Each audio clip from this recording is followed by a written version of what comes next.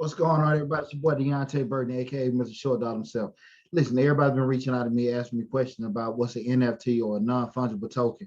People have a lot of different questions about it because they've seen different people making a lot of money purchasing these different items, be it digital art, music, film, seeing certain people in different industries being like especially hip hop artists, different actors, purchasing these items are having different conflicts or successes with NFTs. And people just saying, hey D, can you just make a video to explain exactly what an NFT is? I know there have been a couple of videos out there already, but it's by far probably easy to understand because I'm doing it what? The short dollar way. Before we get started with everything, again, I am Deonte Burden, aka Mr. Short Dollar himself. Remember on my YouTube channel, Mr. Short Dollar, we talk about personal finance, entrepreneurship, business, and investing. To always stay abreast of all the information we got on Mr. Short Dollar, where we have grant playlist with over 100 different grants listed, plus over 300 videos on the YouTube channel, Mr. Short Dollar, uploading videos on a weekly basis. Either way, stay abreast and stay updated on all the great information we have currently and coming down the pipe. Hit that dollar sign in the bottom right-hand corner and make sure you hit the bell to get notifications each time we upload a new video. Let's get back to where we was at.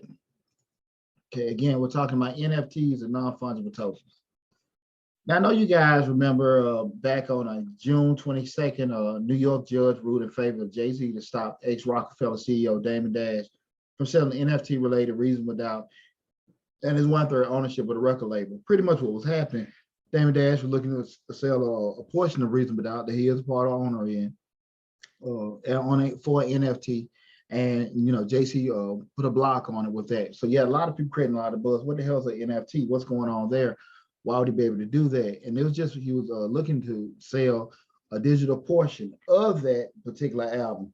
So that's where you had a lot of buzz coming in, especially from the hip hop community, different fans.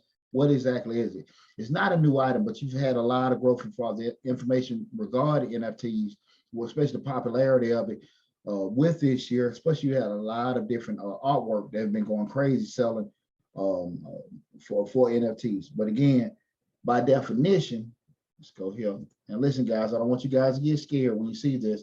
This is the definition for NFTs. I'm going to read this, but also going to explain to you in English or the short dollar way afterwards. Okay, so don't get thrown off track when I read this definition to you. I'm going to give a great explanation, also give you some examples of NFTs. And again, by definition, the NFT is a non-fungible token. It is used, it is a unit of data stored on a digital ledger called a blockchain that certifies a digital asset to be unique and therefore not interchangeable.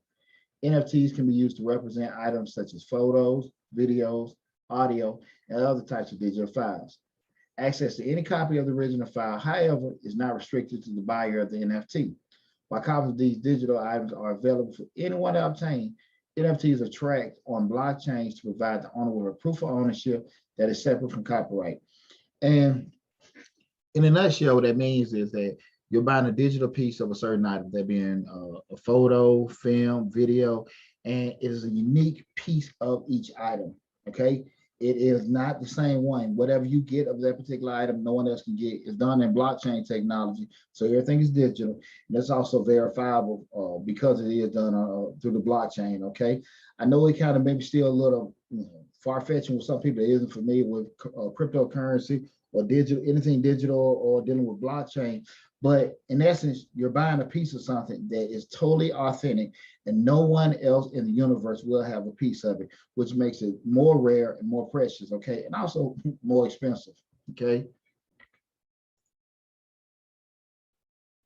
To give you some quick examples where we start talking about, non-fungible tokens. And in essence, something that's fungible is something that can be exchanged with something of equal or identical value, okay? Something non-fungible cannot be exchanged. You can exchange the items, but they're not the same things that can be exchanged. Okay, so let me give you an example.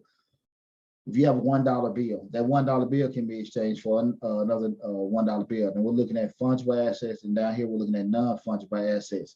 Again, that $1 bill can be exchanged for another $1 bill. You have gold bricks here that can be exchanged, coins can be exchanged, because again, you have the same things that are also can be exchanged for it. Same thing with Bitcoin, Visa, credit card, all these items that can be exchanged for something that is identical to it. $1 for $1, a gold bar for a gold bar, a quarter for a quarter, okay? When we go to a non-fungible, we start exchanging. You're exchanging things that won't necessarily be the same. You can get an artwork that might be copied, but doesn't necessarily have the same value. Same thing with a home. On the digital side, where you see these items here, you know, you're looking at certain certificates, films, and I have no idea what that is. That one picture is.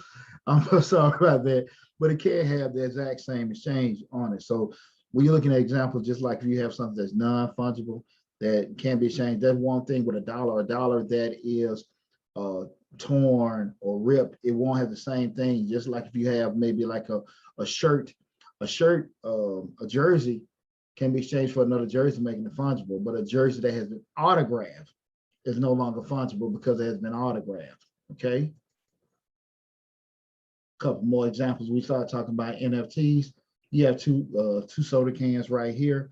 Those two cans can be exchanged for each other. So it's just like the same thing with our gold bar, $5 for $5, shirt for shirts, right? Remember what I said, what changed the thing to make the shirts non-fungible, right? One of may have been autographed, another may have been worn in a game. That soda can may have a signature or autograph on it, or it may have someone that's drunk out of it, where they may add some kind of value to it. That's what changes. Someone may have endorsed, put an endorsement or autograph on that $5 bill. Now it's no longer non-fungible. Just like you see the example here of a non-fungible, you have a card for a rugby player and then another card for a soccer player. They're not identical. You can't exchange for it because they're two whole different sports.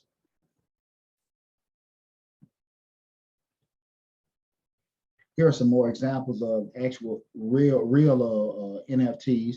There's some examples of some digital arts that go here. And when these items are sold, they're selling a piece of this digital art, not just this one picture, but this may be broken into millions of different pieces, and you're buying a unique piece of this particular piece of art. Same thing, this is an actual film that was set up as the NFT, Zero Context on Anthony Hopkins. This actually was sold as the NFT, so you have pieces of the digital film was sold. Right here we see Rob Gronkowski's football card. This digital art was also made an NFT, and it was broke up the same way that we just talked about, and you're actually getting a unique piece of this particular card, okay?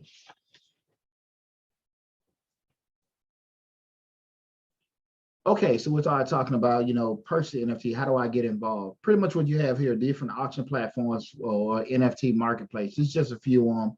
One of the main one, or some of the most popular ones being OpenSea, Rarible, or Superware.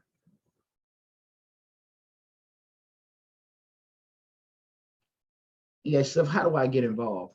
One way to get involved, first you go to one of those past platforms we just looked at, like OpenSea or Superware, open an account, fund the account, and then go to one of the auctions and purchase an NFT. Pretty simple, extremely simple to go through it, okay? You have a lot of accessibility if you want to get started into it, guys.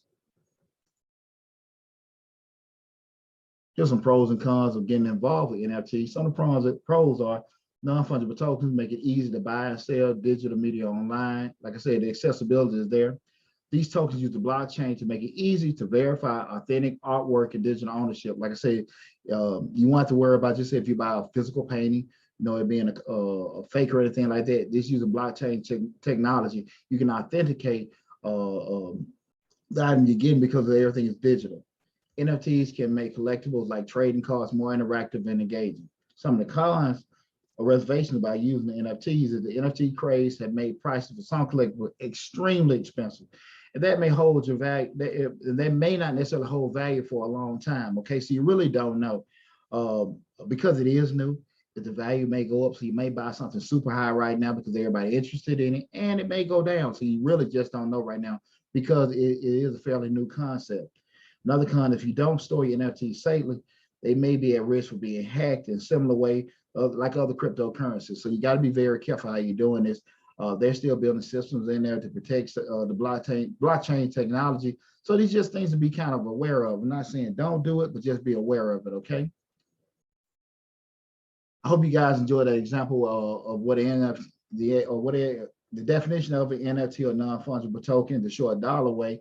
For more great information just like this and other videos similar to the one we just discussed, make sure you go to my YouTube channel, Mr. Short Dollar, subscribe to the channel, and best of luck with you guys, and I'll talk to you soon.